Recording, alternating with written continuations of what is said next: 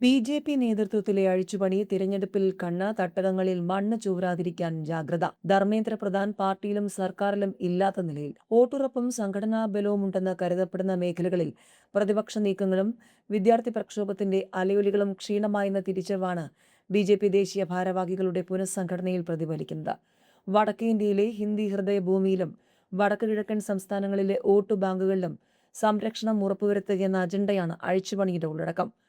ഉത്തർപ്രദേശ് ഉൾപ്പെടെ അടുത്ത വർഷം നിയമസഭാ തെരഞ്ഞെടുപ്പ് നടക്കാനിരിക്കുന്ന സംസ്ഥാനങ്ങളിൽ പാർട്ടിയുടെ സംഘടനാ ശേഷിയിൽ ഇടിവുണ്ടാകാതിരിക്കാനുള്ള മുൻകരുതലുകളും ഇതിലുണ്ട്. യോജിപ്പില്ലാത്ത സ്മൃതി ഇറാനി ശക്തയായി തിരിച്ചുവരുന്നത് ശ്രദ്ധേയമാണ്. 2024 ലോക്സഭാ തെരഞ്ഞെടുപ്പിനു ശേഷം പാർട്ടി പരിപാടികളിൽ പോലും സ്മൃതി സജീവമായിരുന്നില്ല. ഉത്തർപ്രദേശ് തെരഞ്ഞെടുപ്പ് ലക്ഷ്യമിട്ടാണ് മുൻ മാനവശേഷി വകുപ്പ് മന്ത്രി കൂടിയായ സ്മൃതിയുടെ സ്ഥാനക്കയറ്റമെന്നാണ് സൂചന. അതേസമയം മാനവശേഷി വകുപ്പ് വിദ്യാഭ്യാസ വകുപ്പായപ്പോൾ അതിന്റെ ചുമതലക്കാരനായി മാറിയ ധർമ്മേന്ദ്ര പ്രധാൻ പാർട്ടിയിലും സർക്കാരിലും ഇല്ലാത്ത നിലയിലാണ്. വിദ്യാർത്ഥികളുടെ പ്രതിഷേധം തുടരുന്ന സാഹചര്യം കണക്കാക്കി മാറ്റി നിർത്തിയതാണോ, മന്ത്രിസഭാ പുനഃസംഘടനയിൽ മറ്റൊരു വകുപ്പുമായി അദ്ദേഹം തിരിച്ചുവരുമോ എന്ന ആകാംക്ഷയുമുണ്ട്.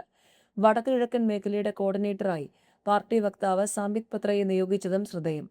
മണിപ്പൂരിൽ പുതിയ സർക്കാർ രൂപവൽക്കരണത്തിൽ സംബിത് നിർണായക പങ്ക് വഹിച്ചിരുന്നു.